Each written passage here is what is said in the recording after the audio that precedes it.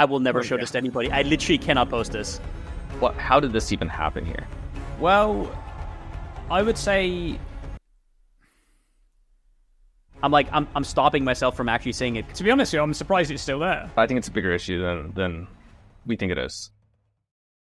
Welcome to another episode of the PoE Report, a podcast about all things Path of Exile from myself, Dreamcore, and my co-host, Powstron. Pow, how you doing, dude? Great today. Just had a fun day farming. Today we got a special guest. The man who asked the GGG dev if content creators are just too goddamn smart and handsome. The only snitch not to get stitches. Future Gauntlet winner. And incidentally also one of the best build creators in both PoE 1 and 2. John Groen, welcome to the show. How's it going, man? So that's Unreal Glaze, yeah. The future must be very far away. How are you doing? It's been good. It's been good. I'm excited to be here, man. Excited to talk to you. Great league. I thought it was a good league to have you on because we now have a league where everybody's kind of excited and we can maybe look a little bit more into, I don't know, meta problems that the game has instead of just like league by league talking about, oh, this league sucks or whatever. We can maybe get a little bit of a bird's eye view and get your opinion on some things. And glad to have you on, man. Cool. Yeah, I think it's been a really interesting league. So it's been actually much more. I think when you're enjoying something, it's really easy to not see and hear the narratives that are going on. So I'm curious to see like what your sense of the framing is, how you guys have seen the state of the league, how you guys have seen like the people that you engage with regularly and how they perceive it. But yeah, cool. Sounds good. All right, so one of the topics that I want to get onto straight away is something that I find really interesting. I think you guys kind of find interesting as well, which is the whole kind of endgame meta of stacking one stat, right? We have life stackers, we have energy shield stackers, strength stackers, armor stackers. There's lots of them. And it seems like more and more so over time, over many leagues, it's the case that a lot of archetypes kind of end up moving towards a stacker in the deep endgame. Because this kind of ends up just being something that's very, very powerful. And I think one of the reasons that is because a lot of these stackers stack one stat and they gain both offense and defense at the same time from that one stat.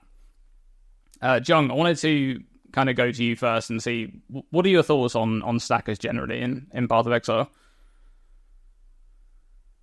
Off the bat, I'll just say I don't like it. At least like the archetype that we're talking about. But I always thought about the offense-defense thing, but then during Freesia, I realized something else, which is, it's simple for most of the people, I think, but I was playing the Aristocrat Ascendancy, which is a dual Ascendancy, and I was playing an accuracy stacker. Very similar to the int stack or accuracy stack jugs that we saw in base league. But Aristocrat had a few other things that gave it a little bit of extra power for stacking accuracy through attributes. So when it came to my Forbidden Jewel selection, you get to choose your base league jewels, and I had a lot of recommendations for Weapon Master, and eventually I did put those on. I thought, okay, 25% more accuracy. That seems pretty good. Like, that's not bad at all. When I put it on, it gave me like 60% more damage or something like that. And when I looked at how many axes it was scaling at the same time, it was like, yes, more crit, more damage, more base damage as well, more on the multiplier, and obviously more for like everything else. And I think that's actually where the problem really lies. I think the offense-defense paradigm is interesting, but you can see that like with Righteous Fire, for instance, as long as it's not like crazy tools, then it can stay in a relatively balanced state for a long time actually, even when it's at its core probably problematic. But as soon as you start introducing multiple scalars, especially on different gear slots for that one thing, like where you're in stacking, you use like Shaper's Touch, but also like the boots here that give you a flat base, and like a helmet that's having the Warlord mod, I think actually the kind of exponential scaling through different multipliers for the one stat, whether that's offensive or defensive, is when you start to run into problems of like insane creep. And that's probably where my realization's at right now. I have a very similar opinion on that, and I know you've played Torchlight Infinite before, right? And I don't know how far you got into in game or whatever, but there's like aura stackers that are just absurdly strong. And in TLI, you have it laid out bare, like really obvious. It's every aura is just 40% more damage, 40% more damage. And you just convert 6 times and you get 6 auras with 40% more damage. But if you aura stack, you get each and every multiplier, which is the same thing, just a lot more obvious, right? And those are just the strongest builds in the game, and they always will be. And it's like, it doesn't really matter at that point if you get defense, because you can just spend however many points you want on defense. And in PoE, it's kind of similar. And I always remember Voidforge. I just played a Voidforge Bloodthirst build again, which I think is one of the very tame stackers, but still very nice, right? You get to like 10k life, you get Bloodthirst, Voidforge with a volatile Vol Orb. It's pretty strong, but that's not offensive because it just has maybe a tenacity annoyance, right? Okay, cool. That's like a little bit of another scaler, but it doesn't have anything offensive. It doesn't have double Wrathpith with spell damage over time, and then another multiplier and another multiplier. It's exactly that. It's whenever they introduce a new scaler, they need to revisit all the old scalers in order to kind of fit that in, right? Yeah, I think part of this is a design space problem for GDG, actually, when I think about it, like as a sort of just looking at the broad scale of things, right? Back when they would first introduce like one of these items and it's the first of its kind in that particular kind of stack, then, you know, you look at it and isolated, it's probably okay. And when you start layering things on top, that's when it starts to become a really big problem. Like when you look at Grey Wind, for example, you know, you're stacking Grey Wind with Wrathpith and suddenly you have there's just this crazy vector going on there, right? You're getting flat damage and you're getting damage scaling. You no longer need to get any damage scaling on your you know, passive tree or whatever, because you're just getting it all from that. And there's no reason for you to invest into damage on the tree, because you can invest into life instead, and life is then also scaling your flat damage and your defense. So that's, but I also think this is something from a design point of view for GGG. This is an issue, and I was trying to think of an example of this in PoE 1 of like the way how PoE 1's developed, and I couldn't really think of one, but I could think of one in PoE 2, and that is there's a Lich Ascendancy, right, in PoE 2, and it has the Eternal Life node, which is your life cannot change when you have Energy Shield, which, by the way, is one of the coolest nodes I think they've ever put on any Ascendancy ever. But from a design perspective, this is an incredibly problematic node, because what this says is now the stat that makes damage bypass Energy Shield cannot exist, right? It can't exist for any other Ascendancy in the game because the Lich exists, and so it's completely limited what they can put into the game with that stat, right? And in a way, with PoE 1, it's happening from the opposite angle. When they keep adding things like Grey Wind, and there's stuff like Wrathpith that already exists, and Crown of Ice, right? There is a constant multiplier going on here, and it's just ridiculous scaling, right? Having one of those things isolated on their own might be okay, but it's when you stack these things together, it's just... I guess the problem is, like I said, they just have to reevaluate whenever they put a new multiplier in. They have to reevaluate all the old items. So I don't think it really diminishes the design space. It's more like they just have to be aware that if they put in a new strength stack item, they now have to reevaluate all the other items. And one of the big shifts I feel like that happened was with Heist and Heist Jewelry in particular, where before you had like 5 to 6 different stats that you could focus on, and you fixed your res on jewelry, but you could never go all out on just one stat. And now giving you that opportunity made it even worse. So I'm honestly wondering if they just kind of reverted the heist changes or just removed it from the game, if that was actually a good thing for the game in general. What do you think, Jung? The more you guys are talking about it, the more I wonder, and this is sort of the core question I think I always think about when pretty much everything PoE 1, PoE 2, is it a qualitative or is it a quantitative problem? Mm-hmm. Because what you're saying, Dreamcore, like I get what you're saying. I think there's stuff like that does exist in PoE 1. For instance, like when Nimbus came in, like it's just conceptually a little bit different. But basically, every single time you add in a projectile skill, you have to think about, does it interact with this? And in theory, if you have all the like human resource in the world, then you can deal with that, right? But that is, I think there are a lot of examples in PoE 1. Every time I've thought about something, it's been like, oh, constricted by this. Like poison is always constricted by assassins, 100% poison duration. So then anything that's able to scale in that way. As far as like the stacker thing goes, the more we're talking, the more I'm thinking about things that, the more questioning whether or not it's actually qualitative in nature. So you're mentioning your Voidforge character. I think the reason why Voidforge is good but not broken is actually really simple. You can talk about like there's like, you know, you can't use like Wrathpith or whatever, but I think at a baseline, Bloodthirst is not crazy. Yeah, it's just okay. Yeah, it's a number thing. I think when I think about like other stackers that are inherently problematic, like an in-stacker is still inherently problematic, right? It still scales both ES and that, or ES and mana, as well as your damage. Whispering Ice is not that good. Like, I think that maybe it's a tuning exercise. I think Greywind's numbers are like messed up to begin with. Like your baseline character in endgame for hardcore has like 6,000 life, which means you're dealing with a 720 flat fire damage one-hander, which is like absurd. That's like more than almost every single two-hander in the game already to start out. So then I think that like there's obviously going to be fringe examples, and I think that's why Freesia would never be core, because those Ascendancies were thrown out in a lot of ways because of what you're talking about, because of the like restriction on other things, because of closing up that design space. But I think that in our base game, it's possible that as long as when things are introduced, they're very cognizant of that, especially against prior metas. I don't understand how, for example, Strength Stacker ever gets a buff from patch to patch. That makes no sense. But as long as there's that cognizance, then I think that maybe it's actually less of an issue than we think it is, and that maybe it's actually just a balancing issue.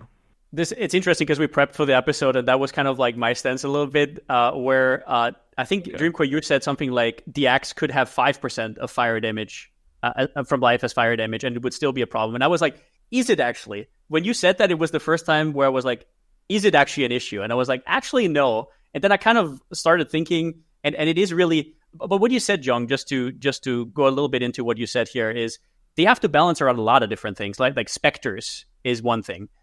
Minion life is another thing.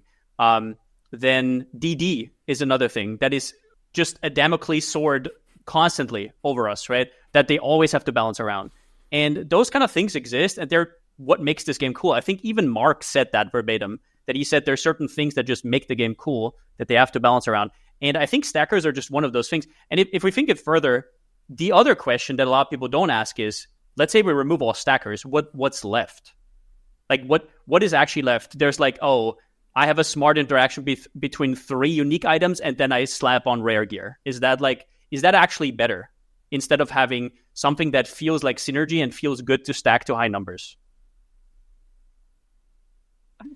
You know, when you say that, I think like, yeah, actually. Well, there was that period of like Defiance Banner, Determ Grace, and I thought a lot of those characters were actually really complex. Mm-hmm. When they talk about their defensive vision for the game, talk about layering defenses and having different sources of things to get there, to make a character that's actually like viable in the end game, in a way that's more than just portals. And I think the characters at those times were really, really about layering multiple things. Like one of the base setups that we played in SSF was that with the Glorious Vanity setup, using Ghost. So you have like mixed recovery for your ES from like 3 different sources, mixing with Leech, with Ghost, with base regen and recharge. Your base scaler is like life, but also increased ES off that. Melding on the tree, that node that's like life ES that we never take anymore, was a lot stronger. We'd go for that. Your Fizz DR would mix that with endurance charges, with base PDR chest. You'd be trying to recraft that. The steps that you'd be taking to craft gear were much more divergent from slot to slot, because the actual stat priority was very different. It wasn't like, for example, right now when we make our gear for Grey Wind, very straightforward. There's variations a bit of like Abyssal Socket or whatever, but at a baseline, we're talking probably an attribute suffix, maybe Chaos Stress suffix, and then triple prefix or double prefix with life. But that's the same across helmet, gloves, boots, maybe shield as well sometimes. But every single slot is crafted the same way. So I think that maybe it's a bit remiss to simplify it down to that way. Yep. Of like, oh yeah, there's core interaction in this, because I actually do think there's a lot of layers to skill. I don't know if you actually guys saw this. There was that build last league that someone made. A reduced damage taken assassin. Does that sound familiar to you guys at all? Just stacking sources that are actually additive, reduce damage with each other? Or? Yeah. I think I do remember that, yeah. I thought that character was really, really interestingly built. Like, I think that it's not really a stacker at all, actually. It just defensively is looking for that to kind of go further. But offensively, it was just mixing a bunch of things. It was taking assassins like all damage and poison. He was using a strong base skill with Blade Flurry. It was doing, a lot of the speed scaling through the self-chill interaction, kind of leveraging the self-chill for different things as well. I think builds that are really, really spread out thin, and I don't mean that in a bad way, like looking at many different sources in which it's getting power, mixing all those things together, finding when it's efficient or not, as opposed to like, oh yeah, of course, it's intelligence. It's efficient for my build because I'm stacking intelligence. I think that actually makes build making so much more interesting, so much more dynamic, and also much more difficult in terms of the trade-off pieces. It's interesting you say that, because I feel like we sometimes have that with stackers when there's, for example, only 2 multipliers on a build. And I often see POBs and then I open it and they're like EO, for example. And then if you would, I don't know, go from 3k strength to 2.5k strength, and you also reduce some of the other numbers, like you said, put the lever down a little and adjust for crit multi, and just put on a diamond flask with the mage blood, and all of a sudden you're dealing triple damage. And it's like, okay. Obviously there's reasons for EO, right? Like map mods and whatnot, but I'm just saying very often stacking just one stat is actually not the perfect way to do it. I think the accuracy stacker was, for example, a very extreme thing with like 5 or 6 different multipliers. But we often see these builds that could, for example, go crit and they don't.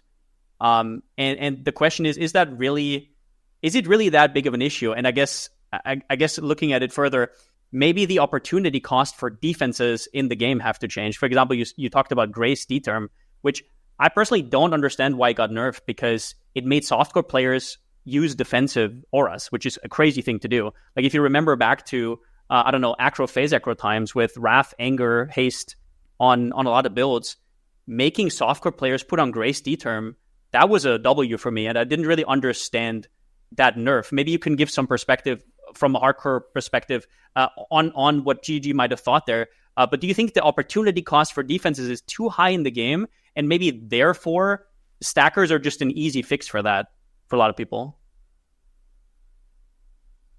Oh, I think this discussion gets down a pretty deep path, right? I think there's like 2 pieces there, maybe 3 things. The first, I think, is at the time, like we were probably quite conflicting, or maybe even internally on how we thought about it. And I think a lot of people were, because was it overpowered? And like, no, just point blank, Grace Term Defiance Banner was not an overpowered combination. It was strong in that set. I think the best thing that came from that was hopefully people putting these things on at different times and feeling the difference. Like understanding, like, hey, like 70, when it says 70% chance to evade on your character tooltip, that's not what it means. It means that when you're mapping, you probably have somewhere around 9 to 10 times the HP against attacks. Or like with determination, like understanding, like, hey, why did that one like stone golem in the map just one shot me? Like, but then nothing else did. Understanding armor calc more and more. So I think that was probably not great. There were issues obviously with armor stacker at the time. Again, like a stacker that's kind of problematizing everything else, and cannibalizing that. But I think that much more had to do with like narratives than anything. When it came to like the current set, why is it so popular? I think a couple leagues ago something changed that made it feel much more problematic. Because we always talk about how it's problematic in the end game. Back in probably Settlers, maybe a little bit after, we started realizing that Energy Blade was league startable. And it's just the interaction between gear acquisition as well in the current meta. Like, what you could go up to Faustus and just be like, yo, I want to spend 20,000 gold on you, and you'll probably end up with a body armor that has above 700 energy shield. That changes the entire feeling of the game and what feels right and wrong from a normative standpoint of, like, should I be able to play this archetype of build this early? Should I be able to, for instance, last league, should I be able to league start a Wander? That sounds like absurd. This league, same deal, right? And I think that, like, the interaction between gear acquisition and then power in the end game and changing how the dynamic of what that creates, that's also something to think about. I'm not sure what those discussions look like internally for them. I'm also not sure how they feel about whether, like, to what extent this stuff is problematic, right? And if they see it the same way that like any of us do.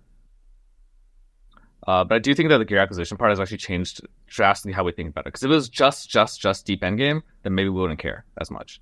You know, maybe I don't care about like your invincible. I don't care about the fact that I can get 74 to 5 stacks on an almost invincible champ right now that has a bunch of damage. I don't care. It's so much investment. It's so much work. Who cares? Yeah. Like, don't you feel like it's gone a little bit faster? You can actually play like stackers right away now, and like that's kind of why it's so crazy. 100%. They have like different stages now, but I feel like the multiple, like you said, the items have just been amassed over time that it's just so easy to get going. Like I've for example, KF Ballista, I've a league start PoB with 80 million damage, and it's using like stuff like Astramentis and normal rings, right? With just a strength roll, and you're just like, what's going on here? But I don't know if that's really a stacker thing, and it's more of just like a power creep thing, especially with the I do think there is a power creep thing there, because the items on their own are just like Jung was saying earlier with the Grey Wind, the numbers on it they're just too much on their own, right? If you just isolate that item on its own, not on a character that's not even life stacking, right? Like an average character like 5,000-6,000 health. It's already insane damage number for a one-hander, just for a unique weapon, right? And then as soon as you start to actually go the way that the item is pushing you towards, which is life stacking, then it starts to become like, okay, now I'm wielding a two-hander in one hand, and then at some point I'm wielding two-handers in one hand, right? So the numbers on those items are so high that, like you said, you can basically begin that thing very, very early, and you can transition to it extremely early because you don't need like all of the pieces of the puzzle straight away. You just don't. When it comes to energy shield, to go back to EB, for example, I wonder if that was not just a breach thing, but you said 3 leagues ago, kind of, where you think that energy shield was too easy to get. So do you kind of coincide that with Trickster, or do you coincide that with the new bases? But then again, we come back to, it's just a numbers issue, right? So I know this is like a really not a fun conversation to have, but if I go back to, it's just a numbers issue. But I don't really know what else it would be. Like, I don't know what inherently is a problem about stackers. Well, okay, so I would say, I guess the nuance of having to juggle a lot of different stats is more interesting than stacking one stat and then maybe sometimes deviating a little bit. There's the other thing there is that from a balance perspective for them, I think it's so much harder to balance these types of things in the game versus like a comparative quote unquote normal build, right? Because a normal build, usually these things are kind of isolated, and in their interactions are not kind of like multiplicative in nature, right? When you have these stackers and they keep overlapping these items over and over again, they are exactly like that. They are very multiplicative, And then the thing is, if you use one of those items on their own, right, without all of the other stuff, you feel like you're making a mistake. Like that's part of the other problem. Right? So it's like a set. Basically, you're playing set item, right? You have a Grey Wind. Yeah. You now have to use Wrathpith. You now have to use Crown of Ice. Those pieces are set in stone. That's it. I agree with that, and I'm kind of playing devil's advocate here because I totally understand what you're saying. It's just that I'm just trying to find out if there's still a way, because I know a lot of people who like the number go up kind of play style, like the Captain Lance, Connor kind of way to play the game, right?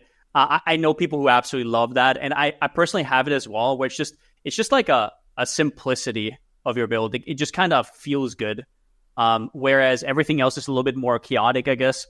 But I definitely see what you mean. And there's a lot of item combinations that just get pushed out by it. I don't want every attack build to start with, do I go Strength Stacker or not? And then the threshold for every other combination of items being so high that I can never really reach it. And then I have to explain to people that I just don't want to play Strength Stacker for the 5th time. And I just go Void for it because I can, kind of deal, right? It is weird. So I do definitely understand where you're coming from. I'm just wondering if they can keep some of that still in the game while like not making it overwhelming. But then again, they put out stuff like Jikwani, and it's just like, and their solution is let's make it tier 0, and it's still in the game. Where sure they nerfed int. I guess this would be an interesting segue actually to the next thing, where we'd like a little bit to talk about the life versus ES conundrum, and what do you think about it, and Jung, and maybe how it changed over time, and where do you see it at right now? That thought process you were just talking about is exactly kind of what I'm doing right now. Like, can this be a strength star? Can this be an instacker? Guess what? In this upcoming gauntlet, is it stacking ES or is it stacking life? It sucks. It's only 2. It's draining, right? Like it drains your soul. You're like, I want to play this new item and I want to like do something interesting. I want to do what people want to see, but then it's like, but if I do something different, people say, why do you not just go strength stacker? And it's like the age of PoB, and it's like, why would you do that if there's something better, right? So I think in like this kind of in the HC race in Gauntlet, just Gauntlet specifically, that paradigm is kind of locked in because our defensive requirements are so high.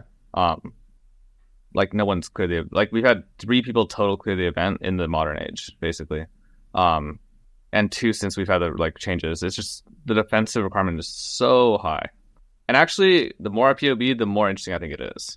Because like one of my PoBs right now uses, I think 4 different items that have a 0% play rate across every league. So I think there are interesting unexplored things. When it comes to base league, I think that what you're talking about there, this like PoB problem is huge. It's a huge problem. Not even Path of Building as a problem, but just I think one of the best builds right now is Rue's current build, which is it's this build that he's played over and over again and iterated upon, but it's basically just like a Fizz Dot Elementalist with various explode setups. Or like Herald of the Hive Elementalist, also really strong. Because when you're playing softcore, like, what are you doing? The first most important thing is that you're optimizing for your enjoyment and fun. And the second most important thing for most people, other than rarity, would be like speed, actually. The speed of the content you're farming. Obviously factoring how often you die and stuff like that. In that sense, and if you want to contextualize this in the discussion of life versus ES, it's thinking about not what's the top down look like, but how can you reach a baseline of defense that feels comfortable? How much investment does that take? And I think for a long time, that was just, for sure, we click CI. You have a 1300 ES, Twilight Regalia. You have I guess 400 to 500 ES and all these other slots, 100% mastery on the helmet that doubles your ES.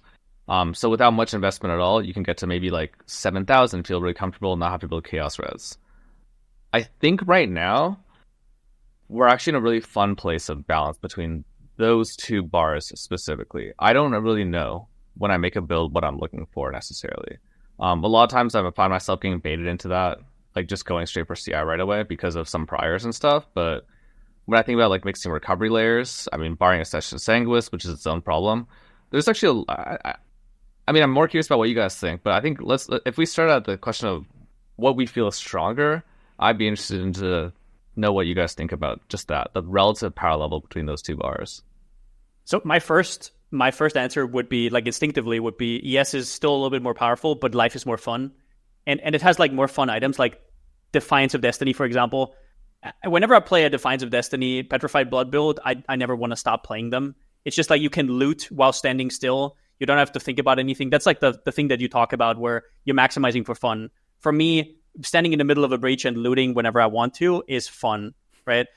So those kind of things. And also for me, no matter what PoB I make, Light of Meaning Chaos Res has changed the way I approach a lot of mid-game life builds, where I feel comfortable being able to get my Chaos Res to 75 way earlier than I usually do, and not being restricted to Amethyst rings when you're transitioning from like early league start to like mid-game. That item alone, I'm always happy when it's like 5 divines or something. That item alone has saved a lot of life builds for me personally. What do you think, Dreamcore? I think part of that, what you were saying there about life being more interesting, I feel like some of that comes from the kind of stale meta we've had for so many leagues, where it's just like almost everything just goes energy shield stacking in the end, which was, that was kind of boring. I've got to say, but it was boring because we hadn't really had anything different for so many leagues. So I'm not sure if it's the case that there are more interesting items for life, because there are fun things on both sides, right? It might be push just back the case there that, though. Like this, yeah, go for it. Like you're talking about more interesting. Like I agree, actually, in principle, but what makes it more interesting? Is it items and new developments, new gems, or is it just us learning more stuff?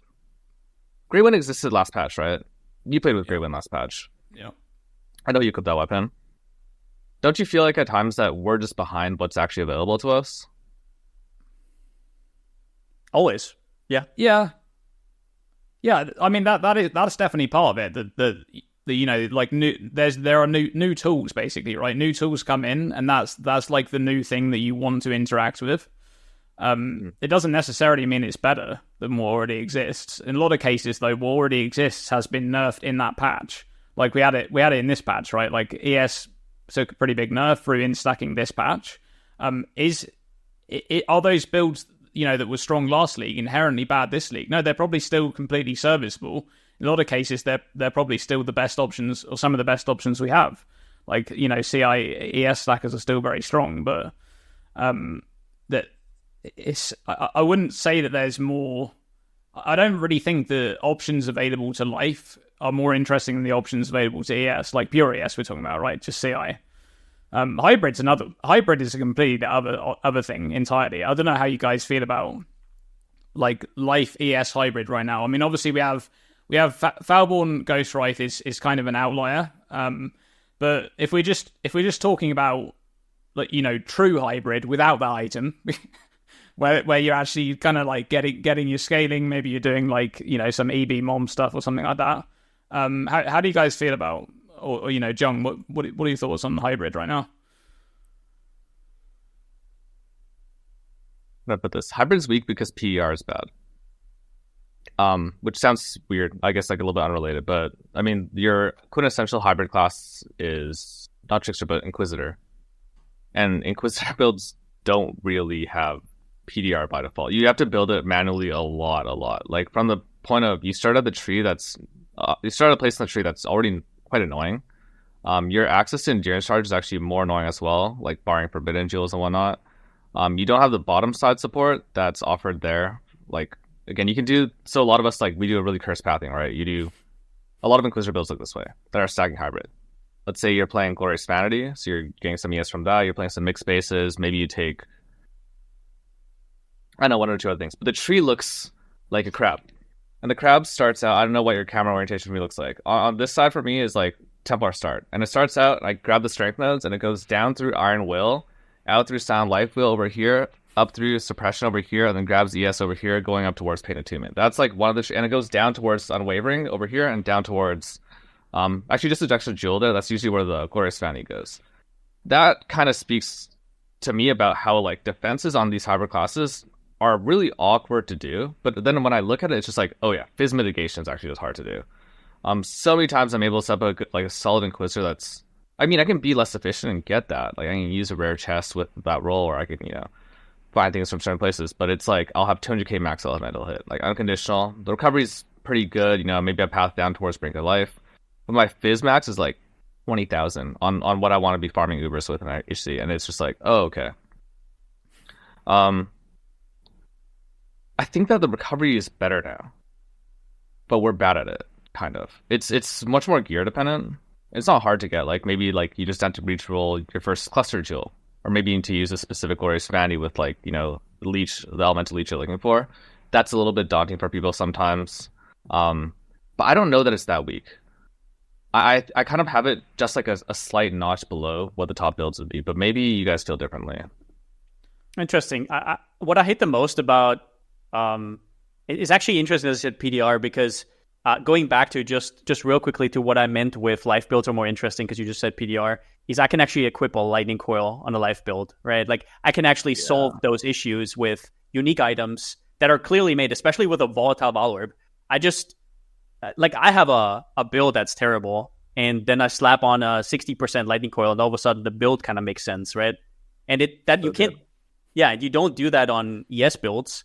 And I feel similar about, interesting that you said Fizz. For me, it's like Chaos, where I feel so awkward with life ES builds because of Chaos damage. And maybe I shouldn't. Maybe I give it too much of a, like, I don't know, too much of a position in the meta. But I really hate this dichotomy between not, like, Chaos damage going through ES, but also, like, you feel like life is always harder to get than Energy Shield. And if you truly stack, you end up at, like, let's say 8k Energy Shield and 5k life.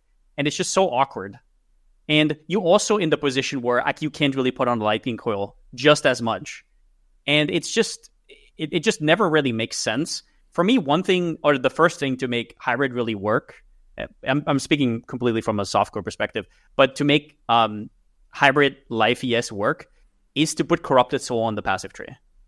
Now, that might sound too strong at first, but I think compared to something like CI, it would have a different role, or EB. I think that would be a fascinating way to play, other than, for example, going EB Mom, like you did a lot back in the day, or CI. I think that would be maybe they would have to adjust the numbers, right? I understand that, so that not just everybody takes it. But especially early on, and I have this a lot on left side casters. I have this a lot on Hierophant before I get my Aegis, right? I have this a lot where I don't know what I'm supposed to take. I don't have the dexterity for evasion gear, and I can't spread to the middle of the tree to get enough evasion and suppress or anything like that. It's not in softcore anyways. And it just feels awkward because my ES is completely wasted because I have no recovery, or not enough recovery. So I'm just padding my PoB with 3,000 ES, when in reality, while I'm mapping, it's always on 0, right? And I'm just sitting there with my fake max hit, and I don't really know how to cope with that, other than maybe something like putting the Glorious Vanity keystone on the tree. I don't know what you guys think about that, for example. That's a short question first. If that was on the tree, let's just say it was roughly where like Eternal Youth is. What life build wouldn't? Like, what is the scenario on a life build where you wouldn't take that? I think if they do what they said with Molten Shell and D-Term, where they decouple Armour a little bit from Molten Shell, and I guess what they meant with that in the interview is to say that they want to make Armour a little bit more relevant for LE max hit. If they actually go through with that, I think Armour-based builds could do that. And that's about it. Yeah. It's just like it's a clean 15, right? Like, it doesn't have to be that. That's a numerical thing. That's a numerical. I'm not talking necessarily about the ES part. I'm talking about the part where you can split damage. Be a little bit more interesting. Okay, yeah. That's like what I want to get at, right? Like that would be interesting because then, yeah. That part of corrupted soul, I think is super cool for sure. You know, I want to go back to what you were saying about because obviously Jung said PDR first, and then you said about the body armor slot. I actually feel like it does come back to the body armor slot in almost every case because, ES stacking has been balanced for a long time. It's been balanced around the fact of getting so much that physical damage is no longer a problem, right? For a while, we had things like you get a little bit of Fizz taken as chaos, right? Or you did have a little bit. You maybe had a little bit on your helmet implicit. For a while, we had the armor and ES mastery there for 10%. But mostly, you just didn't really have any physical damage mitigation at all. You just had Lethal Pride, Fizz taken as. Yeah. You basically just had a huge ES pool, and then obviously physical damage numbers in the game are a bit lower because they don't have to account for, base resistance and things like that. The problem with that is that when you're trying to, balance energy shield from a hybrid perspective, where you have maybe a quarter of what you would have, or probably even less than that in a lot of builds, this and also you have to deal with the recovery there as well, because not every build is Inquisitor, right? That kind of poses a bit of a problem there, like you were saying. So you have to solve physical damage. You can't really equip a lightning coil, right? You're not using a cloak of flame either, because you're just not, you're getting basically no ES at all from that. So I feel like the body armor slot is actually really important in that discussion when it comes to hybrid, because it's like it's maybe lacking that option. There are some options there. There are interesting ones. They just don't feel very strong at all. They did remove the prefix with Life is Extra ES as well, right? At some point, I don't know when, but yeah. It's an interesting one, hybrid. Like I don't know. It feels like there's been a time where it was very strong, and that was a long time ago now, and it's never really recovered in a way. And now we've had just recently, like especially last patch, we've had all these interesting new tools coming into the game for life stacking builds, or just generally life builds, like not necessarily life stacking. The most popular Foulborn unique right now is the Foulborn Red Dream for the extra life there from fire resistance, and that one I think is being used by about 6% of builds level 95 plus. And obviously, not all of those builds are life stackers. They just use it because they're on that side of the tree, and in that one socket outside Marauder, it is so effective, right? Especially on like a Berserker, right? Because it makes your Defiant so much stronger as well. But I actually like what you brought up there with the PDR as well, and what Dreamcore just said is it's actually interesting how many POBs I make where I have a Dialas, and I'm like, I will never show this to anybody. I literally cannot post this. Like, I don't know. Because once the body armor slot is gone and you put it on something offensive, you're like, wait a second, all my build doesn't make a sense. Like, my build doesn't make any sense anymore. So it's actually interesting that you brought that up. I never thought about that. Yeah. Like back in Necropolis, I made a life stacker. It was an Inquisitor, and this was a hardcore build, right? So I was kind of thinking about PDR a little bit more than I maybe would have been. And I slapped a lightning coil on it, right? And I managed to get to like 18 or 19,000 life, I think, in the end on that character. It was a lot of life, even with the lightning coil on there as well. And obviously, the lightning coil made it extremely tanky, because when you have that amount of life, it's ridiculous if you also have half of your fizz hit taken as elemental, right? In my more recent life stacker that I made last league with the Grey Wind, I put a Count Har on, and I still only managed to get to like 18,000 life or something. And obviously the max hit for that was much lower. But once again, it's a body armor thing. The body armor slot is just so important in these. Obviously, it's important generally, But just in those types of builds, it just feels the options there are just. It feels like you can't really make. There's kind of a limited choice almost there, because there's almost only a few correct choices, to make. It's interesting because it's so much worse than PoE 2, right? Like, Sacrosanctum is a set of builds, like, entirely. And Temporalis is an entire set of builds. So I think, like, that would be something that maybe I think I forget about that. Like, when you say it's like, oh yeah, of course, obviously. But I think that's something definitely they should not lose track of when it comes to pushing out 1.0, 0.5, stuff like that, because like that's really getting bad over there. Once upon a time, chess slot was, especially for casters, your offensive slot in the sense that it gives you 6 links, right? So like the trade-off about putting on Cam's Heart is like not good. But then increasingly we have like when Shaper and Elder influences came in, when the ring came in, that was like I think that was Elder Ring patch, right? But like I forget when that actually happened, but that changed everything also. Suddenly you're playing 8 link, Squire, now you have this different alternate setup that can go like, 10 link on your weapon and offhand. I liked it more probably when chess was more that way focused, because Dialis is super cool. If there was like 1 or 2 gems that like scaled really well defensive with quality, maybe like Pet Blood or something like that, maybe we see more of that. But then that would just be your Dialis build is this defensive set, which is also a little bit frustrating. I totally agree. I think that also the chess slot is also sometimes really responsible for recovery for hybrid. Like, for example, for Ghost, if you're gonna play hybrid ES life build right side, you're playing Ghost Dance your main recovery, right? When I think back to when that was dominant, the reason why that was strong was Ghost. Ghost got nerfed, certain bases got nerfed, Corrupted Soul got nerfed, and we kind of, or rather Gravicius got removed, so we pulled it back in that way. So what I'm thinking right now is a more functional question. Recovery is hard. You guys both mentioned it. I didn't think it was much of an issue for hybrid, but when I think about it, I'm like, yeah, okay.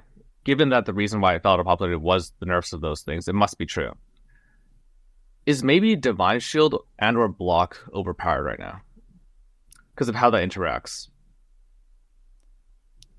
A lot of my current PoBs are kind of using that as supplemental recovery. That's the context. Right. I'll be completely honest. I don't feel Divine Shield's really OP, but I think a little bit out of the loop. I even played it on my Aegis, on my KF setup, and I did not feel it. Like, it was barely worth 2 points for me. But I'm not 100% sure. I'm not really like I'm on that side of the tree. I'm more of like a guest. I think you would feel it a lot less though on an Aegis build. In a non-Aegis build, you really do notice it, because like every time you block, like all of the physical damage is being regenerated as ES. Is it too powerful though? I don't know. I feel like if you were to compare it to the other side of the tree, like Ghost Shroud is still just better overall. Divine Shield, on very specific like niche things like Bone Shatter and stuff like that, this is ridiculous. I gotta say, like, it's absolutely absurd.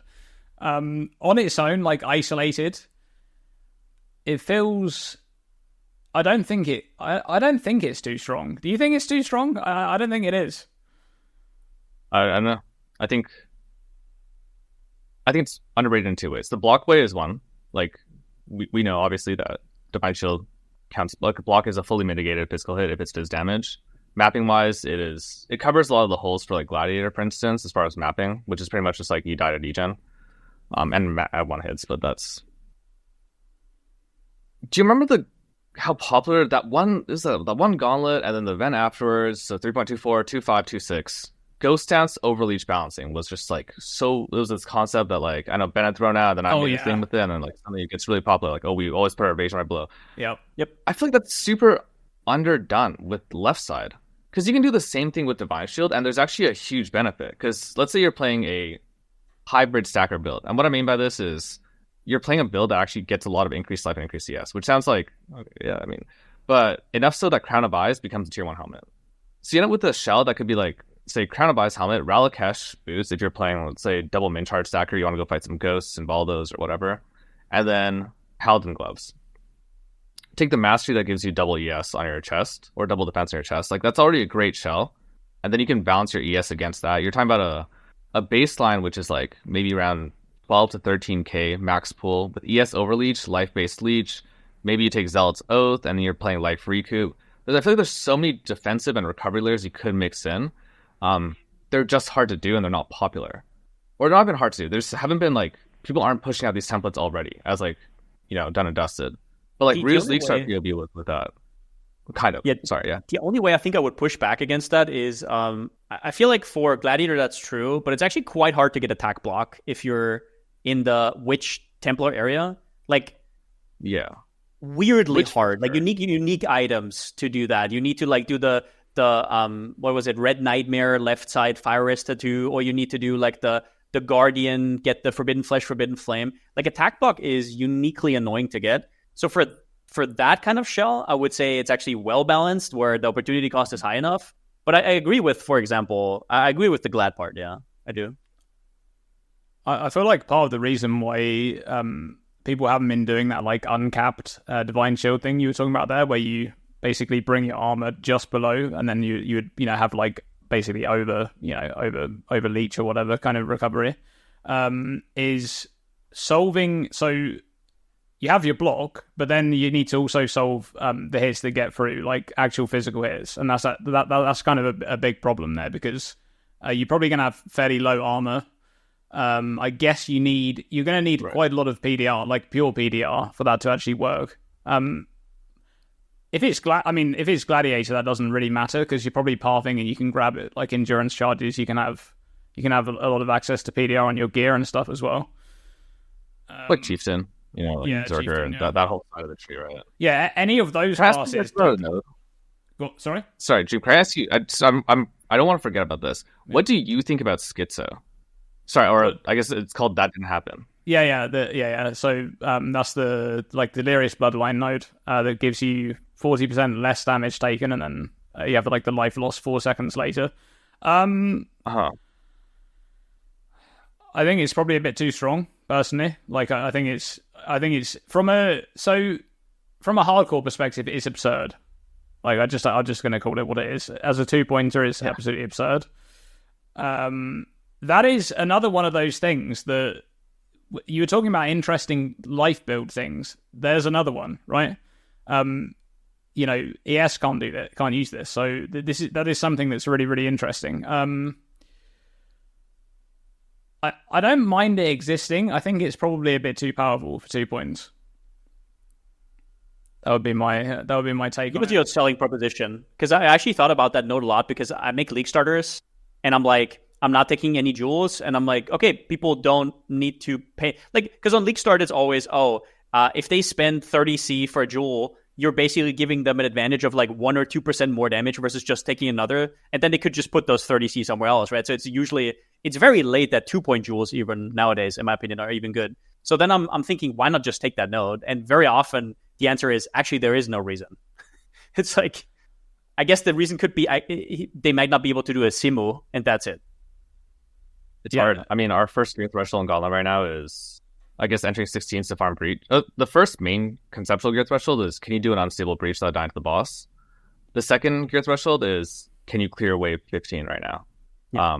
Because of like, and if you think that the Keystone is too broken, then, or like if you think Schizo's OP, I guess, or like overtuned or whatever it may be, then wouldn't that be a statement about, broadly speaking, life is actually overtuned then because Schizo exists? Or is that too much of a jump? I think it's too much of a jump, because the balance of that node is the downside of jewels, right? And that is a pretty huge downside. It's a it does change a lot of builds and kind of limits you a lot. I mean, the node is insane with I think we're going to see a lot of that in the Gauntlet. Like Chieftains just clear Simulacrum and then basically be unkillable until they reach bosses. I don't know what they're going to do for bossing in a lot of those cases, but there's definitely going to be some interesting builds. But the node is definitely interesting. It feels like an outlier if you look at a lot of the Bloodline classes. But the Bloodline classes generally are a very interesting addition to the game overall. I like them. I think they were a really cool idea from GGG, and I also like that they're very niche. That's something that I know a lot of people didn't like when they were first introduced. That was like a lot of the kind of commotion around them being first introduced, was that they were so niche, and people didn't like that they weren't very powerful in a lot of cases, the nodes. But I think that's purely by design, because the whole idea of the Bloodline classes is that they kind of allow ascendancies that may not have been played to now come into the, step into the light a little bit, and now there's some interesting combinations, and it makes those like 2 or 3 strong point ascendancies suddenly be playable. Overall, I think Schizo's an outlier in terms of Bloodline classes. It's one of those weird nodes, but I don't mind it existing. I just think it's perhaps a little bit too powerful as it is right now. Do you look do you look at specific keystones that stand out to you as being like really on the Bloodline set, like as being really overlooked? I don't know where you're just about to go, but I was kind of, since we're here right now. Yeah, I was also going to go a little bit into Bloodline, so it's perfect. I think Cryogenesis is a little bit underused right now. There's some interesting things you could do. And one of the things that I really, and I want to kind of, this goes perfectly into what I wanted to go anyways, is I'm looking at the Breach tree right now, and I'm thinking Ash of the Storm and Cryogenesis, that's a build in the making. Maybe it doesn't really line up right now. There's no real reason to go into one damage type or another, but there might be down the road. And it always makes me think about like class design and in terms of what does it mean if you're a gladiator, right? Like that's kind of like class identity. Maybe I'm going a little bit too RPG-ish here, but you guys get the drill what I mean. Do you think, just to be a little bit crass here, do you think that it would destroy the game if there was a Bloodline that just had 2 generically good nodes? I mean, well... But let's go junk first. How generic are you talking? Something that let's say 20 to 30% of builds could use. Could. I think Delhi has that right now. This is kind of cope, but like on early Voldo Farmer, you sometimes consider taking Misty Reflection.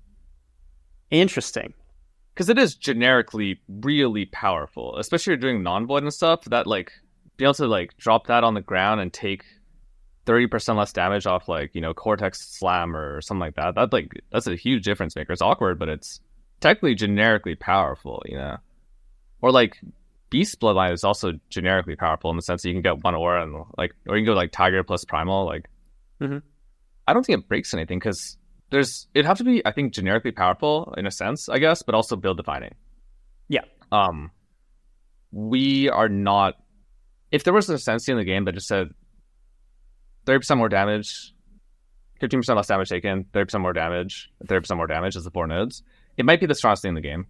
Elementals is kind of like that. Elementals actually has higher numbers than that, I would say, generically. But it's kind of boring. And it doesn't necessarily scale as well with the things that really are like OP and build defining. I think it's less of a problem than like we're all afraid of, but it's also not a bad problem to be cognizant of. Interesting. I think that Bloodlines in general is a lot of like future proofing from GG. I feel like a lot of these nodes, to me, when I look at them, is like kind of like I'm sure you have this as well. You make POBs and you're like, there's something missing here, but I'm saving it for the future. And once there's something in the patch nodes that activates your neurons, and you're like, oh, that POB, I remember this. This could fit in there. And I feel like they introduced a lot of these nodes for the future, and they already kind of know what they want to implement down the road. A lot of nodes are very close to that. And for me, Cryogenesis is one of those. But I find it interesting because I don't really think about hardcore as much. And hearing the talk about, what's the node called? That didn't happen, right? That's the 40% less Delhi. Is really eye-opening, yeah. And I wonder if I should use it more on League starters and how I would push people to be able to do Simu, or should I tell them to do like carries or whatever? Because I do think it's super interesting, actually. Cryo. Elemental it obviously doesn't work. Had you PoB Prismatic with it at all? No, not yet. Can you do that? I mean, I don't have time in the net coming up, but do that, please, kind of thing. would be interesting. Would be interesting. Yeah. Why wouldn't it be good? You have the 35 Shaco, like Prismatic. You could do the things that they nerf for Elemental Hit, but it just says Elemental Hit there. Same wording on the text otherwise. I think the problem would be Prismatic. Yeah, but like how much damage do you need on Prismatic for it to be a skill, right? Kind of deal. Level 35 Shaco, then it's doubled again. Then you go full into. I feel like that sounds. I forgot that even existed, but I mean, there's a lot of interesting things with it. Is it the same wording? I want to say elemental hit says it's added damage, whereas prismatic is just flat damage, spell damage, right? You're talking about prismatic. Oh, is it? Right? Oh, yeah, it says deals. Okay. Oh, yeah, it does say added on elemental hit. Okay, never mind. Yeah, I'm not sure if it would. Why does elemental have that wording? It's so strange. It is a very it is. That is a weird one. It does. No, it says me up deals, today. right? Yeah, once it deals, once it's added. It's just how spells and no, wait, no spell is worded like this. Actually, deals. Hold on. Now I'm confused. Yeah. You know what it might be? Legacy, there were that one patch where like Frostblaze, Lightning Strike, all the skills had a little bit of flat added damage in addition to their base, and then they changed that back. There might be like leftover wording from that. Where attacks got that and spells got deals. Like spells will retain the original. Interesting. Okay. Going back to that point about the two very strong nodes on a Bloodline class, I think there is one really big problem with that, and that is there are some ascendancies in the game that are balanced around having two really strong nodes in the ascendancy itself, and that is basically the entire identity of the class. Like Gladiator is a good option of that with the Lucky Block, Chieftain with the Valaco 90 res. Those ascendancies in a lot of cases are. I wouldn't say they have other options on the ascendancy that are like outright bad. In a lot of cases, they're just more niche. Like the Chieftain one with staying stationary and saying monsters to minus 20 fire res, for example. It's not really like in the grand scheme of things. Like, is it a really impressive node? Not really, but it can be used to good effect. Yeah, but. In comparison, like in a power comparison, yeah, the Valaco 4-point branch is insane, right? It's just a very, very strong outright node for most builds. So if you ever have a case where there are two really strong options on a single bloodline, that favors those particular archetypes those particular ascendancies a lot more than others. Because they just get so much from those 4-pointers. So that's kind of the big problem. I feel like in a way they've tried to avoid that as much as they can in the design of Bloodlines. They tried to talk them like really niche. Yeah. Can I just talk myself out of the point I just made with like two Bloodlines being a problem? I actually think you just brought up a perfect point because you said Chieftain. This patch they buffed Hinekora from 5 to 10%. It's now way more consistent and nobody feels the less damage. So now it has 3 points, and now I would think, would I actually not want to go Explodey? And the answer is, hell no. I would always go Explodey if I'm Chieftain.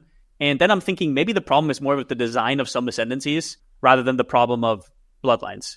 And just having generically powerful Bloodlines is fine, just in the back pocket. For example, nobody thinks Tigers are OP, right? Because they're just there if you want a Lost Ascendancy to give you 25% more damage or whatever. So I think what you said is actually interesting because I think you completely talked me out of this. I think what I said was bullshit. So yeah, I think it's more of like a general ascendancy problem, not a Bloodlines problem. But do you not think they introduced Bloodlines to solve that exact ascendancy problem? Yes. Like they basically, so in that regard, like if that was the reason why they introduced Bloodline classes, I feel like they will never make that mistake of like introducing a class that's like all powerful. They're giving themselves an out, right? Like they have temporary power level on some ascendancies, and at some point maybe some are behind, and it's like, oh, just get into the Bloodlines, like put your hands in the Bloodlines jar and just pull the fourth one out while the ascendancy kind of has a problem, right? I don't know how you feel about this, Jung. I think PoE 2's Ascendancy Design is something I prefer. I don't like the active skill thing at all, but I think that the Ascendancy identity is actually like much more unique. In terms of balancing and like at a granular level, not even comparable. It's like way, way, way worse. But in terms of philosophy, I think it is much more unique when you actually make that choice. I think like in PoE 1, we have things like Slayer, which you could say overleech, like, yeah, there's massive form. But really, we take Slayer and then we get generic numbers. So when I thought about what you guys are saying right now, I'm thinking in the context of Gladiator. The other solution is you give every ascendancy something like Blitz charges, which was something that was honestly generic power. We can call it what it is, but it was basically just generic power and speed. It was very, very overpowered and incredible. You could tune it however you want, but it doesn't really fit with the rest of Gladiator necessarily, how you're thinking about it. Instead, you get to like, let's say an average ascendancy has 8 total nodes to take. You get to make each of those nodes much more unique and much more like distinct and much more ascendancy focused, as opposed to like, oh, we decide to add an extra throw in here that's just 20% more damage, like Bane of Legends, or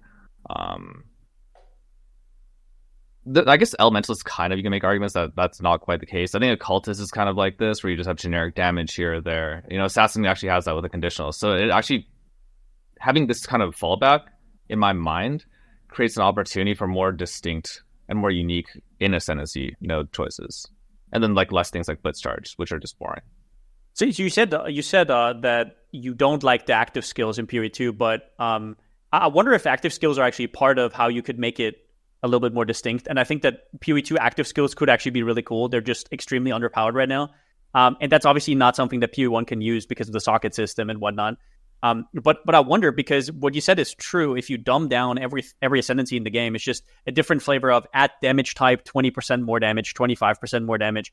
Add this condition, add sacrificing 4 gem slots for golems equals this amount. And you could play that infinitely, but that's just kind of gaming, right? Like we could infinitely pull it down to the atom, and what would actually be, I guess, fresh in your mind? Maybe something like PoE 2 Pathfinder, or what would actually be fresh? Like Slayer literally says like 20% more damage, 10% reduced damage, 15% more. More on the like, nose, but what is the occultist nodes, right? It's like the minus 20. It's like it's more on the nose on Slayer, sure, but like how much abstraction do you need for it to be, I guess, cool? I think at the occulted, like at the point of there's a few others, but I think like PF is really, really distinct in PoE 1. Like I think it's when it gives you generic power, it's giving you generic power in a way that's distinct. Nature's Boon is still a really powerful, underrated node, 30% increased magic flask effect. You don't really get that anywhere else. It's different. Master Distiller, I don't want to talk about how bad it is, but it's very, very unique. It's adding a new skill. It's adding a new way to scale. Toxicist, actually one of the most misunderstood nodes numerically in the game, like especially when we're playing Alchemist Mark. It's the one that's like poisons have 20% chance to deal extra 100 damage. It's got the prolip as well. Yeah, I think Pathfinder is a great example of a really unique Ascendancy. It's fallen a bit out of flavor because, where we stand, Scream's Desiccated obviously doesn't help that. I just think that like there are opportunities, or even Gladiator is like quite unique, right? Like it's Bleed, it's Aggravation. Juggernaut is really generic. Another one that's like more like Slayer, right? Less like your endurance charges are slightly better now. You can go stacking. So I think if you like go through each Ascendancy, there are some that are much more generic, and I think they do still have a place because you still want to have builds that can like do things. That don't need to like fit into a really specific mold. But I like the idea of them existing. I like it. As long as it's bounced around, what I see roughly as the top end for an Ascendancy, generically, is about 30% more damage and about 15% less damage taken. That's like roughly where I see it. Yeah, I think they do have some of them in PoE 2 as well. Like they have the generic Ascendancies, right? We have like the Deadeye, for example, which is kind of like that generic projectile based Ascendancy, and it isn't that interesting, but it is quite strong. And then of course you have the more, and even like Titan, right? This is partly going back to what I was saying earlier about the Ascendancy design in PoE 2. I don't really like it too much because hulking form is just it's a design problem for them. Right, because they've got this node in the game, and they have to always be mindful that it exists with whatever they put on the tree. That the Titan, and obviously the Titan can go wherever they want. I mean, you've done a lot of builds with Adjunct, right, with the reduced duration and stuff like that. There's just a ton of things going on with Titan. And it's a node that I feel like it's only going to create more and more problems for them going forward. To be honest with you, I'm surprised it's still there. Right, I think I predicted it getting nerfed like 2 times already now, and it just hasn't happened. So, it's really interesting you say that, because if I think about what's unique about PoE 2 and what's good about PoE 2 Ascendancies, I think it is stuff like that where you take a node and all of a sudden you see the whole passive tree different. Right, like I don't want to talk about the power level, what problems it introduced. We talked about this earlier. DD, well, as long as it's in the game, it will always be like a cloud above everybody. Specters, right? Like all those things that we talked about, stackers, all the things we talked about earlier. But I feel like that's one that's worth having, where you click the node and all of a sudden the passive tree looks different, right? Your power balance on PoB lights up different, and you have different. You're gonna have different pathing. You're gonna take different nodes. That's like as far as you can get, I feel like, as an Ascendancy node and as being special, no? I think that the Titan problem is, I hear what you're saying. I think that the abuse cases, without those, it just looks like pretty nice, and there's different ways of thinking about the tree. But the abuse cases always have to do the same thing. It's the same as like in PoE 1 where we had reduced projectile speed helix that was hitting what, like 100, 200 some odd times per attack. Anytime that you have things that can like reach a point of 0 or do that, I don't see why that's like ever been the case. Like maybe in like a month or two, I would love to be able to sit down for like 4 hours with you guys, like actually, and just talk about the PoE 2 stuff, because when it comes to the deep problems that are accompanying what are really nice, I think, elements that are really unique and really interesting, oh my god, like, are they present? You know, are like, do things not work? Are there infinite things? But I think I probably agree more with Pulsar on this one. And that I like that, but the abuse cases exist because of those abuse cases. Those abuse cases should be gone, just like how Frostball should be gone, just like how shotgunning shouldn't exist, and so on and so on. It even offers more opportunity for clarification. It might be like, oh, this seems like more work, more labor every time we need to add something in. Guess what? Maybe that labor is necessary, so that in the future, we don't end up with something that's going to be infinite damage once again. Yeah. I guess to reset the palette a little bit, unless you have something to say before we move on. I just wanted to ask then, what are your thoughts on the Eternal Life Lich node then, and what I was saying earlier about like how that existing means that the damage bypassing ES stat just can't exist in like from a lot of sources, and other Ascendancies basically can't use it then because it's a non-starter, right? I mean, they still left it on Aziri's. They just like changed the number on it. I think like, to me, it's not. I see what you're saying. To me, that's not a stat that would be like really prevalent or defining. Like if that stat doesn't exist, like bypassing general, other than just like, you know, chaos damage bypassing, you know, so be it. I think the way that they go about it in future iterations is they would make Lich more and more constrained, not make the rest of things more and more constrained. If they thought, hey, this is something really cool that we could do with the proper trade-off, Lich might just completely screw this over, then they probably just add another conditional to it, or change the wording on it in a different way, or add it in like, you know, for example, like how like costs can be bypassed with that. You know, that was very specific of them. I think their first iteration was not cognizant of that in the pre-patch. So I think that's probably where they would go. I'm not sure though. I think it's valid, right? And I think that if they're not cognizant of it, there's like a huge issue. Like, have we introduced something that just screws everything over? From my perspective, though, it's everything is kind of scales of gray, right? Yeah. It's not, this a core problem? But is it, how much is it constraining? How much does it add? Can this be a problem? To what extent will it be a problem? I love that node. It's one of my favorite nodes they've ever introduced on any Ascendancy in both games. Like I think it's such a cool node overall. I can just see the problems with it, like them introducing that node, and I feel like if they introduce more and more things like that, it just kind of cuts away their design space from different areas, and it's kind of a problem that may or may not become a problem right in the future. It's hard to say, really. It's actually an interesting thing because we went back to this over and over again. It's like them kind of making their design space smaller and smaller. But I feel like with every decision they make, they have to kind of just judge whether it's worth removing that design space for how cool a node is or whatever in abstraction you could say. So in a lot of ways it is. For example, I always, and I've budged on this a lot, is like Spectres for me as a non-minion player. It's crazy how much work goes for them into balancing all of that and like considering it, and it's never actually balanced. I had the same thing with DD. I just don't understand, right? Like, I don't understand why they would do that. But then again, that's the charm, right? That's kind of like the messy nature of PoE 1. And that's where a lot of PoE 2 feels maybe a little bit more restricted. And I fear that if PoE 1 goes the same route where they say, no, actually, Spectres cannot go over this amount of life. Or, I don't know, they could do DD dirty as well, right? Just make it flat damage and make it scale a tiny amount. And would that be better? I don't know. It would be easier for them. But they clearly signaled that they want to do that work to keep the game weird, right? So I don't want to ever besmirch that kind of, I guess. That's the way to put it. Like that. Yeah. On a lighter note, to lighten the mood a little bit, Jung, what do you think about content creator flipping with people buying up items and reselling them from streamers and trying to sort of profit off of people making builds, especially in the time of instant trade? I'm sure you've also seen this a lot more recently. Yeah, these days sometimes when I have a build in mind, I might lie about the first 6 items I plan to put on, like while I'm streaming. We'll just say random shit. I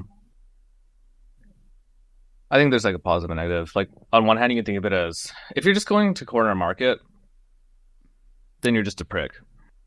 But the other side of it is you're actually a service provider. Not in that way, but if you're like crafting stuff, right? And like the for-profit crafting is still incredible right now, I think. Yeah. When I did my estimations, it's like after your first day, like day 2, day 3, day 4, you can probably make a couple mirrors a day.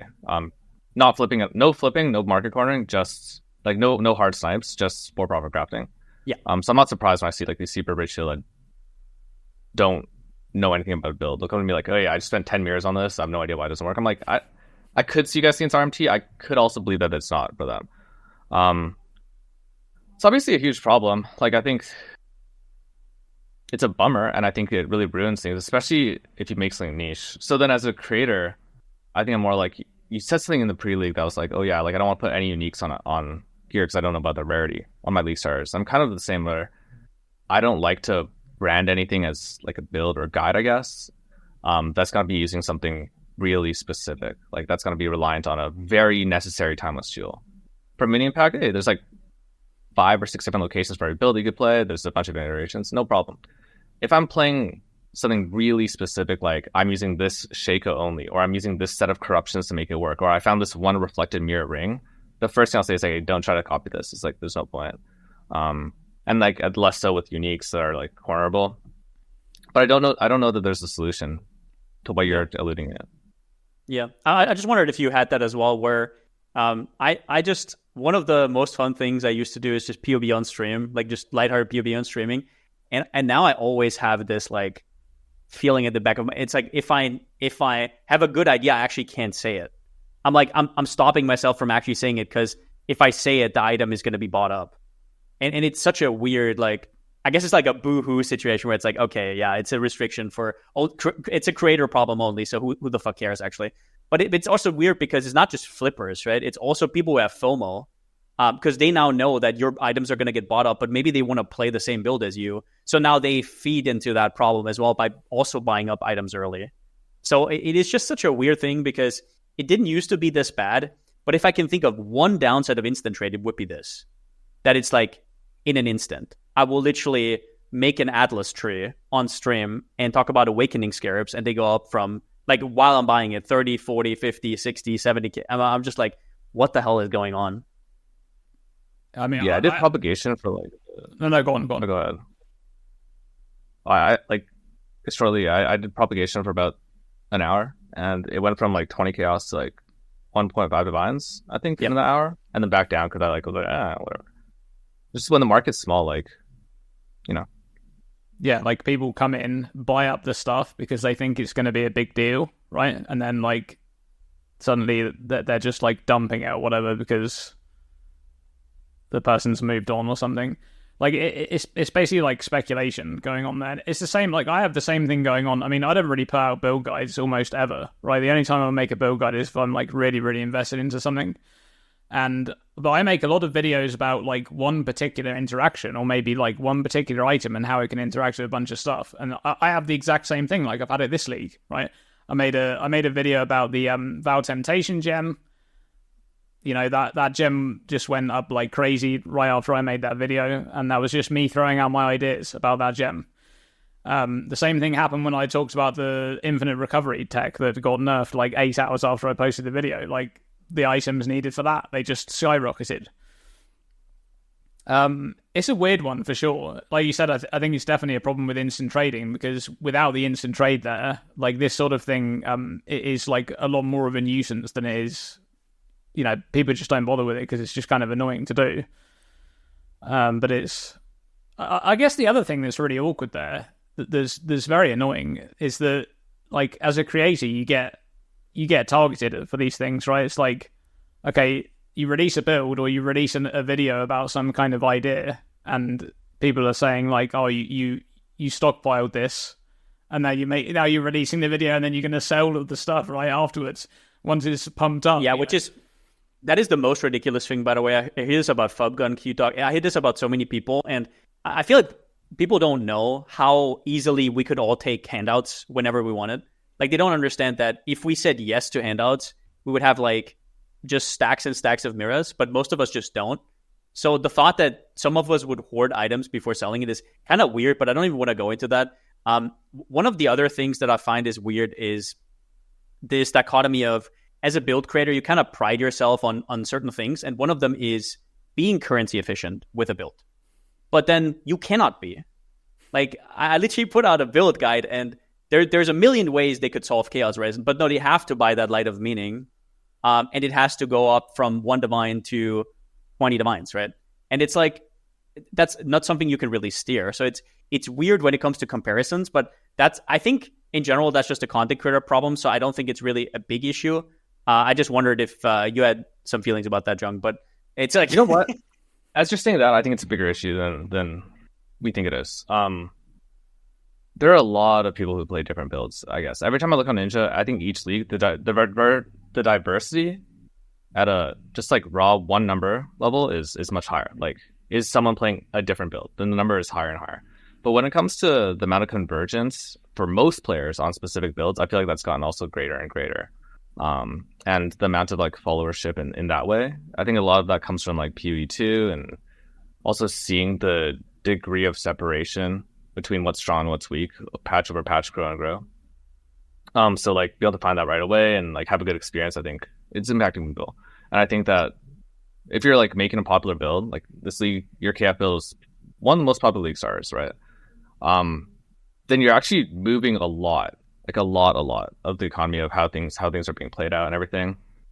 When it comes to like, well, how do you solve this problem then? Well, then two come to mind to me now. One is, I used to always do this, but I'd always make a full SF PoB for something. Every time. If it wasn't SF viable, I mean, it wouldn't even be a league start for me, honestly, if it's not SF viable. That is a bit of a restriction if you're using like a build enabling unique that's, 5 chaos or something. And the other one is, what if you actually did go through the work of literally buying every item? What if, like, before you drop a build, you actually just bought everything, like, cornered the whole market, and price ceilinged it instead? Because, like, listen, when I made my assassin character this league, Escape Artist pair, the 2 Forbidden Jewels was 60 chaos combined. It was 40 chaos and 20 chaos. And then, I think the next day, it's about a mirror for the set. You could do the thing where you actually just buy everything, then list everything at, like, what you think is fair. Like and then flippers buy it up, and it's like no, but you don't instant trade it. Oh, okay. Then you like don't instant trade it. You whisper trade it, and then you could do it that way. And then they have to like make multiple accounts, get the gold to do that, and so on and so on.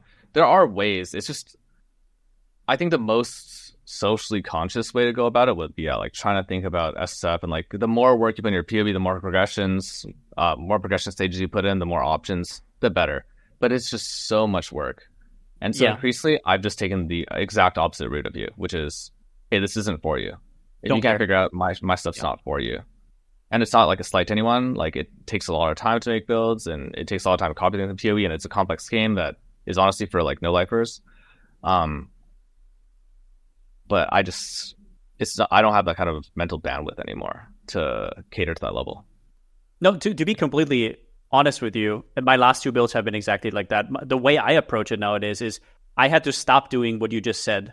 Like, I know it's the best for as a content creator, but it screws with me. As you said, it's like, it sucks the fun out of it because the restrictions, right? And then hearing people talk about Palstrom probably doesn't know this tech with the Forbidden Jewels. And it's like, bro, no, I do know. It's just, if I buy it up, they're a mirror, right? Like, that kind of thing, like, screws with you. It screws with your head.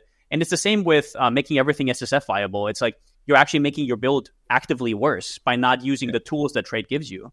So you're now posing as a trade build that does not use the tools that are given to you. So you're not using your tools efficiently. So you're also doing people a disservice who can buy those tools by not giving it to them. So it's like an infinite problem. I guess the currency thing is just a little bit of a weird one. It's like a mixture of FOMO. I don't even want to say that instant trade is bad. I really don't want to say this. It's the best thing that ever happened to the game. But yeah, it's such a weird dichotomy, especially as a build maker, where I feel like I'm constantly working against the people commenting on YouTube. Like, everybody's like pissed that the items increased. And then the other people are like, oh, thank you for giving me the flip. I just made 200 divines. And it's like, it's such a weird, like, I just want to put out builds and want people to have a cool time, right? It's so weird. It's so awkward.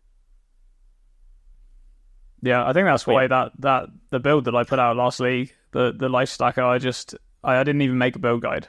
I just made a video. It was like 40 minutes long. I just talked through all of the reasons for why I did what I did. It wasn't a build guide. It was basically putting my ideas out there, right? That's what most of my videos are. It's just my ideas going out. And I think at the end of the day, if you pose it like that, like I do think there is something to say there for what Jung said about like a build guide versus like you just put out your ideas, because it definitely depends on like when the build actually comes out. Because if it's like a pre-league thing and you're doing a league starter, obviously some people have advantages that they're very fast through the campaign and things like that. So they're going to kind of know what they can buy to then make profit later on when people start to catch up. But it's definitely very different. It's a very different thing comparing the two. Like a pre-league start build, like a league launch build that's, as you said, it could be designed with one unique or something, one 3C unique, right? Compared to dropping a build like 2 weeks into the league when everyone's got currency and everyone is literally like ready to just instantly teleport to someone's hideout and buy the item, right? There's a difference there. Yeah, I think and I might be wrong because I'm assuming things obviously about how you think Dreamcore, but I think we have really similar motivations, is my guess, for why we post anything on YouTube. Because I see innovation as a pipeline. I don't see it as something that someone does and then out pops like something from a machine.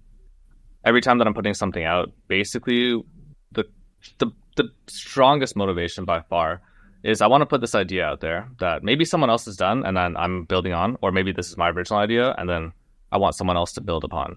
And then seeing where this concept goes, seeing what like this line of thinking develops, what like new things we learn about the game, how it kind of transforms our understanding of existing balance, existing issues, existing character paradigms, how we see monsters and that sort of thing. And that's by far the most rewarding thing to do. Like, or for me, like, why am I putting out? My second video this league was about a Voldo farmer. I'm not expecting build. I really hope that build didn't like copy that build. It had a bunch of problems with it. It was really good for what it did. I was able to do the maps that Gladiator couldn't. That was like one of the really key things that made it extremely profitable. But in the stuff following, I got to see different iterations of life stack. You know, that build came from someone else who had put out like a really weird dissolution life stack assassin that like was like, it was interesting, you know? And see, I think that is like so rewarding, right? Be able to talk about concepts freely, be able to share information, like really democratization of the web kind of mantra and ethos. And that's like directly actually antithetical to this like race to the bottom, like make profit off of like, because that's actually assuming, hey, this is the end. And now we understand where the profits lie. Whereas I think maybe, and I can clarify, we kind of see, or I kind of see what I'm doing as this is maybe the middle or the beginning of what this build archetype is. And I'm excited to see where everyone else takes this, where people critique it, where people see like, hey, this was wrong, this was missing. And I think in that purest motivation helps me like feel like a lot less burnt out when it comes to having to read things like, yeah, how come this is 100 times now? Yeah, that's where I get a lot of my fun out of the game is putting ideas out there and seeing where people take them. Like inspiring people to make things, I think is my favorite thing that I do on YouTube. But definitely, like you can put out like a finished product and be happy with it, and you know I've done that a few times. But most of the time, it's just here's something that I find cool. I might not even have the answers to where it can be used. Even in a lot of cases, I don't. Right. But there it is, right? Go and do something with it, and then people go out and make cool things. That's the type of content I like to make.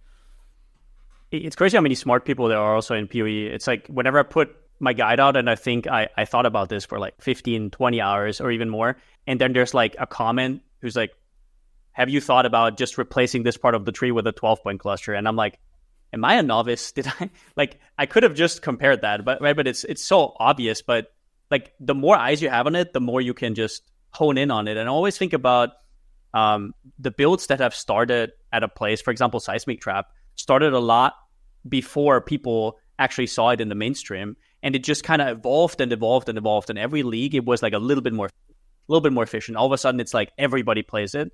Hexblast Mines was a similar one where. And I'm sure Kinetic Fuse a lot, if it stays the way it is, will be just iterated upon and just be better and better and better, which probably will be nerfed, but whatever.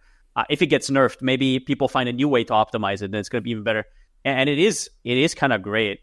And I guess if I see it more from that perspective, I think that's a lot healthier. So maybe I'm a little bit, maybe the way I think about it there is a little bit dysfunctional.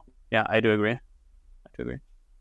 I guess on that comparison take, talking about PoB in general and people comparing their builds. I had this, for example, with Minion Pact, right? Like we had this with different ascendancies, like Chieftain versus Occultist versus Gladiator and whatnot. What do you think of PoB as a tool of comparison for the masses? Where I often talk about something like stats, which are, you have to interpret them. You have to kind of know what they mean in the context that they're put into.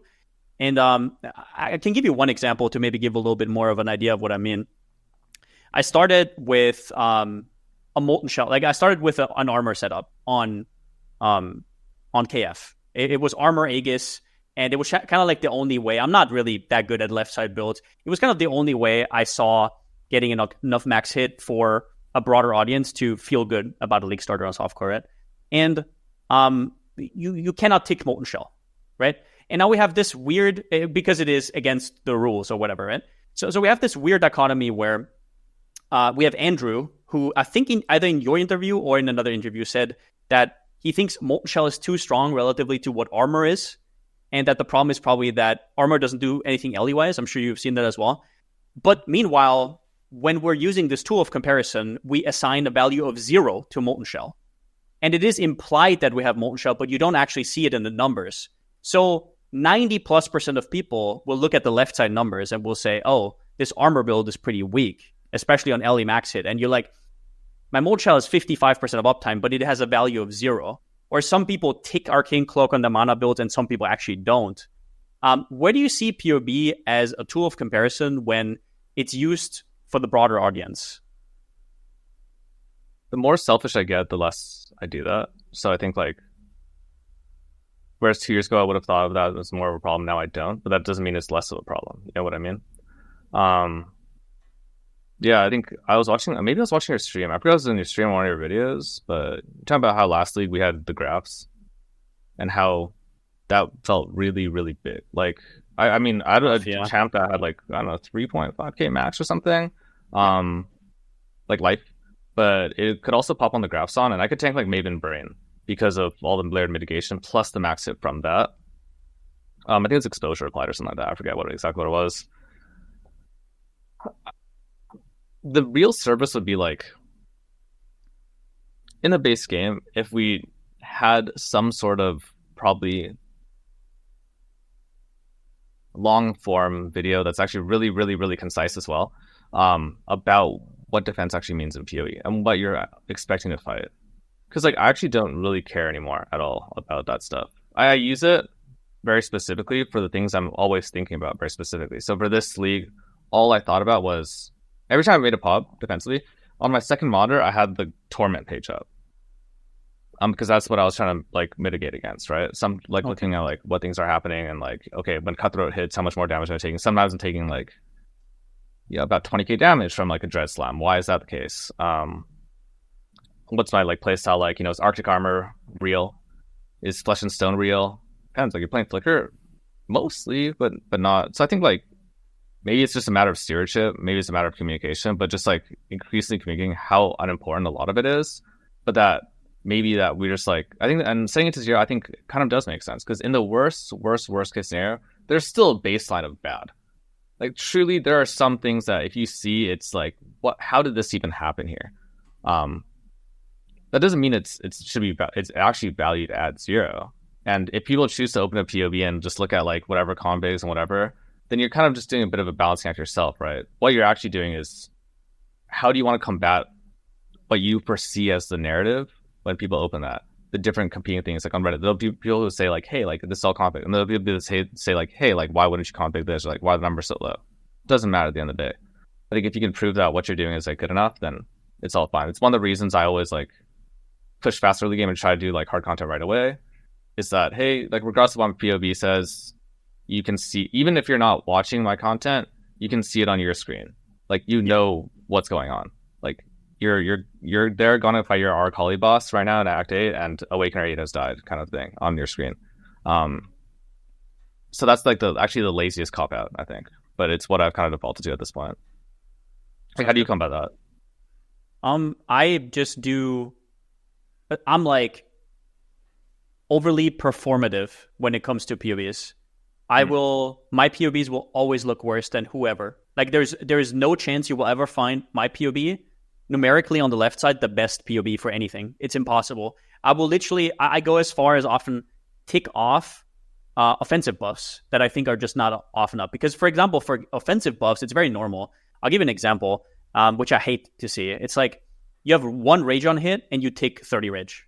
It's like, sure, it depends on what you farm, right? Like, depending on what you farm, you can tick Blood Rage Frenzy on kill, right? That's not what I mean. But in a general way, I usually take 15. That's just what I decided on myself. And then if I have 2 Rage on hit, I take 30.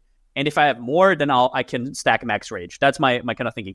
But I always underrepresent, because what you said is true. I don't even want to be cynical about this and say that people can't read PoBs, because I don't think that's the case at all. I think that you can completely underrepresent your build and people will just pick it up off of trust. And if it performs well, that is all you need. You don't need to say your build is this or that. I actually totally agree with that. And I don't even want to put it from that perspective. I just meant for me, it's often also a little bit restrictive, where I often get fooled into those things. I get fooled into, I have a skill that has 3 attacks per second and I have a Yoke of Suffering and I put 1 poison tattoo in because I can tick it. And it's like, is that poison ever up? It's like, no. So I have to like get myself into that position. And I guess that's just a problem of getting aware of that and having like the wherewithal to put what's in PoB actually in context. You said Flesh and Stone is a great example. A build without AoE using Flesh and Stone on a Rage build or something. It's like, maybe when we're doing that, like, and League Stars are a bit on the, like, not to do with this, I guess, because you kind of have to deal with everything. But when you make a build, like, optimizing about what you're going to farm with it, I feel like people are always asking for Atlas strats more and more and more, and want to be told what to do. And I don't mean this in any sort of, like, negative way necessarily. So then configuring with that in mind, I think I've seen it in your videos actually a lot, where you talked about like, hey, this is what I'm farming. That's why this config is set to this. There's still like reasonable and unreasonable things. And the one thing that people should care the least about, and that I actually don't care at all, except for like for certain things, like if I'm running a 5-minute map that has like 10% and then 100% deli in a Baldo, like then DPS matters. But otherwise, DPS does not matter for all intents and purposes. The difference between 2 and 3 mil DPS, it might actually be 0. It depends on how many buttons you're pressing to get there. It depends on like your damage profile, your uptime. It just doesn't matter really, especially in the context of right now. Like a small, even like 50% plus minus, I think it's like not that important. It really isn't. It just depends on everything else. Like my Mamba PoB right now says 6 million tooltip, or on PoB. It's a 6 million poison. I know it doesn't do 6 million poison.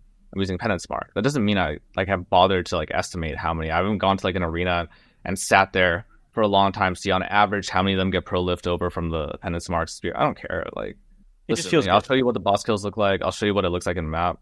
In the first like 20 seconds of footage, I want to show that right away. You can make your judgments off of that. The PoB is there to help you understand, help you compare against it, right? It's like same thing as tooltip in game. A lot of people are doing this more now, where they're asking like, hey, what's your tooltip in game for like your Bone Shatter character? I know that's not your damage, but assuming that the rest of our things are similar, how far off am I on my setup from yours? I think that's actually a more helpful comparison, right? And so people should be thinking of it that way. And maybe by overconfiguring, maybe by like always trying to estimate hit, maybe by always trying to do these things, we're setting a standard that's unrealistic of PoB's exactly representative, which it never will be.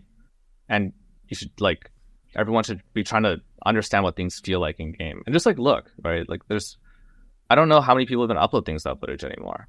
That's what I think part of it is. Part of it is PoB versus actual gameplay. You can look at a PoB and like this could be the best build on paper, and then you go into game and it's like absolutely terrible, right? Terrible to play, doesn't feel great to play. Maybe it's just like really awkward. Those things are never really shown in PoB, and that's why, like at the end of the day, that stuff doesn't really matter until you actually get the front end fixed, right? If the front end feels good, if it feels good in game to play, then you can go in and look, right? Or if it performs well in game. And everyone's different as well with that. I know that you Jung, you like to play builds, or you often play builds that have quite a lot of buttons, right? Maybe your tolerance is a little bit higher there than other people, right? That is something where if you're a creator and you're putting out builds, where where do you draw the line in terms of like what your target audience is, or what you're trying to sell, right? I guess because people are going to come in, they're going to see the build, and perhaps it's not for them just based on that, even if it's a very good build overall.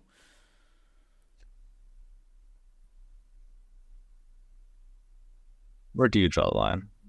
One of the most popular League stars this patch was from Russia. Like PoE Bodo made it. It was a Bannerman Cyclone GC last rate character. It literally juggled 3 banners. I think mapping wise, it's like 1 to 2 banner juggling, always at least 1 the whole time.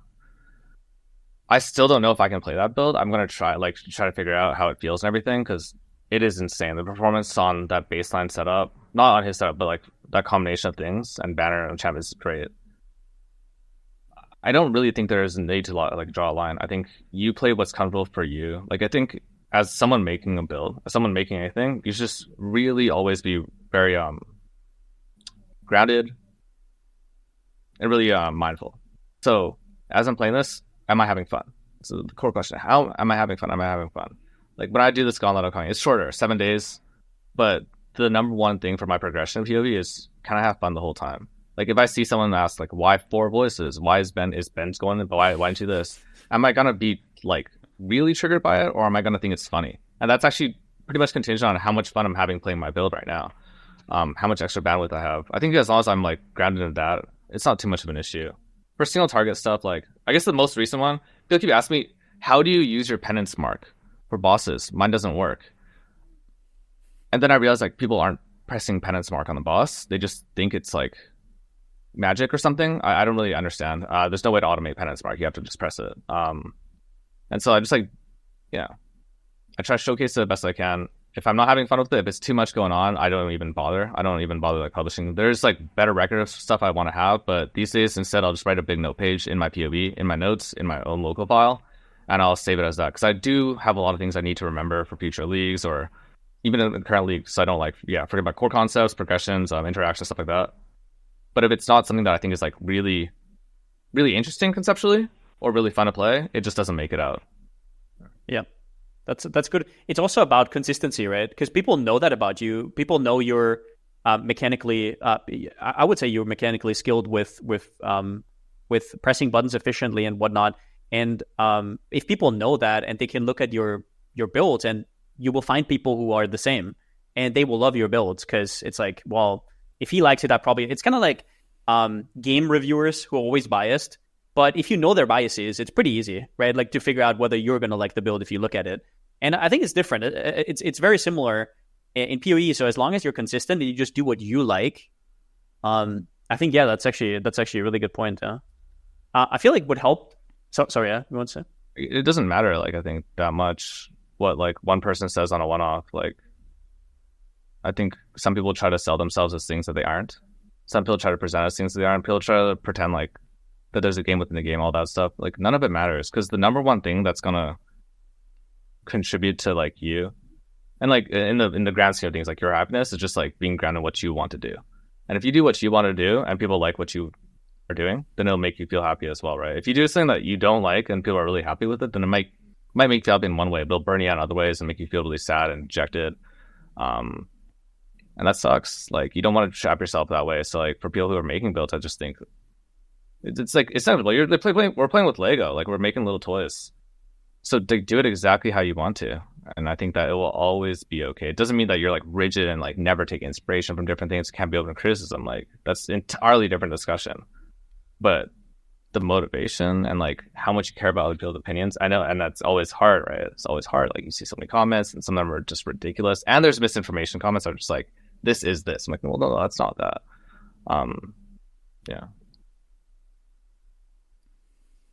All right. Well, I think that just about wraps up most of the topics we wanted to get to on this podcast. Do you guys have anything else you'd like to talk about? If I would maybe end on a little bit of a glaze. It's like, we're young. I wanted to tell you this for a long time. It's like, I always notice in week one, we have very, very similar builds that we want to do. Because, if you talk to a lot of build makers, you kind of realize that everybody kind of has the same ideas. It's just how they approach it and what builds they actually end up going with. And I often have this overlap with you where when somebody tells me you're rerolling to a build, I'm sweating because you're so efficient and so fast at like getting builds to work. And I just want to glaze you for your ability to get a build from 0 to 95. It is honestly baffling to me how fast and how efficient you are. I feel like you're often not that interested anymore after 95. You're like, oh, let's go on to the next one. You don't really want to get it to 95 to 100 unless you're farming something like Valdo's. But you're so efficient at those first 95 points where I'm just baffled. So I want to give you those roses, I guess. Really nice of you. I think like this league was interesting, right? I was thinking about like playing Fuselight for quite a while. But a lot of it actually had to do with the idea that people want to play Fuselight. Like I'd send the run through and I was like, this probably won't serve what I want to do. Like want in a very pure way of like, I don't know if I want to be playing this on the second day after I wake up. I felt like, oh man, I really should like put out the starter. And then when the starter came out, I mean, we talked a little bit before the league, and you made your build, and I was like, oh, like, thank God. Like, there's a champ one, there's a hero here. Like, I don't need to, like, look to refer. And I think that's a blessing, you know? Like, increasingly, I think every league, actually, that number does grow bigger of, like, people that you can trust. But it's still a small number where, like, I feel like even without verifying, if there's always going to be mistakes. There's always going to be things missing. But being able to just, like, know that, like, hey, this whole archetype is like kind of settled for that baseline. I can like, and then like as I'm doing our progression now, like yeah, like yesterday I'm reopening that PoB actually because I wanted to try to figure out my champ progression. Having that kind of stuff there is like really, really great. And I think probably what makes us intersect more, my guess, is that it's a rejection of the idea that there are hegemonic or like predominant metas that are so overwhelming that there's no way we could shift from it. Right? It's like I think it's an acknowledgement of how like imperfect our understanding of things always is and how much lag there is, and then being willing to explore, not just for the sake of exploring. I think like Mathil does a really cool job of like, it always looks like it's fun, it's always cool, but it's very like, oh yeah, you know, why not? Just cause, why not? But I think that there's also like an underpinning belief that I see when I watch a lot of things about the idea that, hey, there could be something better elsewhere. And there's definitely something good elsewhere. So why not? Why don't we look there instead? And why don't we explore that? And I think that's always going to be a really fun exercise and one that I always enjoy watching from you guys. Even at the concept level, you know, just the proof of concept, like this gem is sick, you know. Sometimes a little long-winded for me, but I don't know if I've ever seen like a Dreamcore video, for instance, that's like, yeah, like, oh yeah, well, like what a waste of time. Like everyone's already done that. Like, what's the point? You know, it's always he's a bit of a clickbaiter, but otherwise, yeah. So always watch everything you guys put out every single time without fail. It's been great talking to you guys. Awesome. All right. So Jung, if you're working on any content coming up, or you know, let people know where they can find you. Nah, not right now. I really hope I don't want to see any new faces during Gauntlet. This is I'll be bunkering up for a little bit, holding tight, working on my physical health. You know. Yep. Getting prepared for Gauntlet, getting prepared for that Gauntlet win coming up. You guys can catch Jung if I April come 8th. I'll be very happy. Nah. You got it this time, dude. Ben's going down. Thank you guys so much though for having me on. Yeah. Thank you guys so much though. I really appreciate it. It's like I would never say yes to anything just for like for fun, just for like as a service ever. I'd like really have enjoyed you guys. I think it's different. Like I can hear you guys talk to other people and I get like a lot more of that as well in terms of richness understanding, but just being able to sit here and actually like interface with you guys, it means a lot. And yeah, thank you guys for doing this. Thank you guys for like pushing what you guys push in PoE. It's things that I'm really passionate about and things that I think have cascading effects to people who don't even think they're passionate about, like builds, about understanding about new things. I think the innovation you guys put out is really great. So it's been fantastic. Yeah, appreciate it a lot. Thanks for coming on. It proliferates throughout the community. Yeah, I love it. All right, well, that's going to be it for this episode of the PoE Report. Thanks for watching, and we're going to sign off.